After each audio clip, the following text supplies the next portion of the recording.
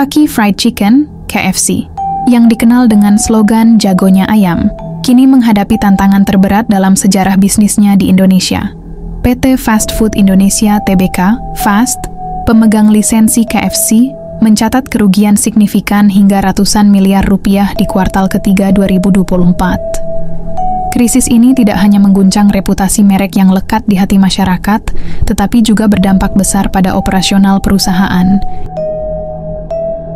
Puluhan gerai terpaksa ditutup, dan ribuan karyawan kehilangan pekerjaan, menjadi bukti betapa beratnya dampak pandemi COVID-19 yang belum sepenuhnya pulih, ditambah krisis berkepanjangan di Timur Tengah. Akankah Jagonya Ayam mampu bangkit dari keterpurukan ini? Berikut informasi lengkapnya yang kami kumpulkan dari berbagai sumber.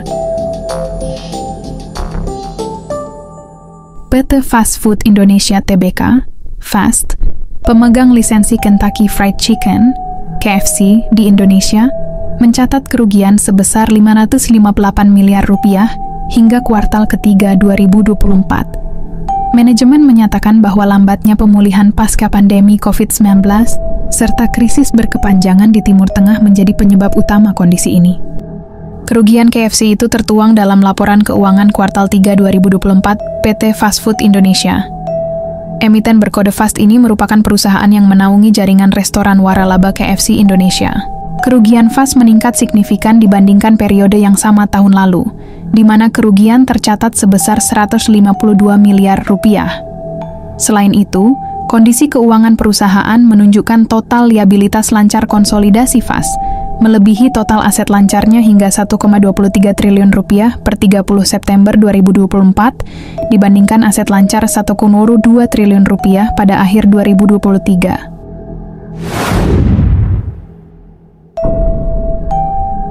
Kerugian ini memaksa Fast menutup 47 gerai KFC di seluruh Indonesia, serta melakukan pemutusan hubungan kerja, PHK, terhadap 2.274 karyawan hingga September 2024. Kini, Fast mengoperasikan 715 restoran KFC dengan jumlah karyawan tersisa sebanyak 13.715 orang.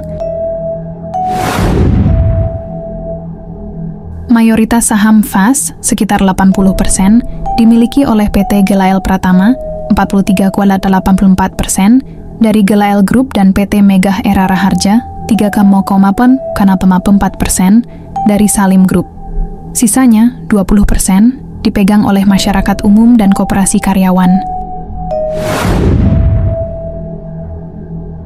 KFC tutup, benarkah akibat boykot? Isu penutupan sejumlah gerai Kentucky Fried Chicken, KFC di Indonesia, memicu spekulasi di masyarakat.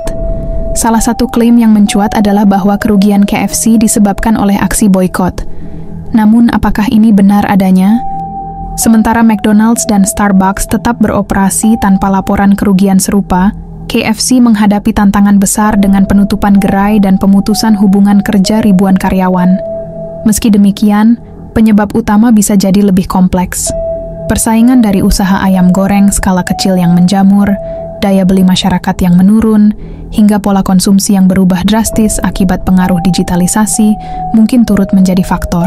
Usaha kecil seperti pedagang gerobak di pinggir jalan, meskipun terlihat sederhana, menawarkan keunggulan kompetitif yang tidak bisa diremehkan. Harga yang terjangkau dan kemudahan akses menjadi daya tarik tersendiri bagi masyarakat di masa sulit seperti saat ini. Selain itu, pergeseran pola perilaku konsumen akibat masifnya penggunaan media sosial dan platform daring juga tidak bisa diabaikan. Generasi muda yang tumbuh dengan teknologi memiliki kebiasaan berbeda dalam memilih produk dan layanan, menjadikan adaptasi terhadap perubahan ini sebuah keharusan bagi bisnis, besar maupun kecil.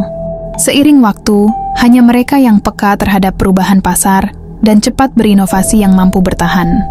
Dalam ekosistem kehidupan, baik hewan, tumbuhan, maupun manusia, mereka yang dapat beradaptasi akan terus lestari.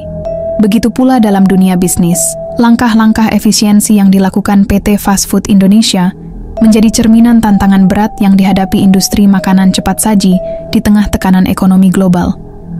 Meskipun demikian, harapan tetap ada untuk pemulihan yang lebih baik. seiring stabilnya kondisi ekonomi dan upaya manajemen dalam menyesuaikan strategi bisnis di masa depan.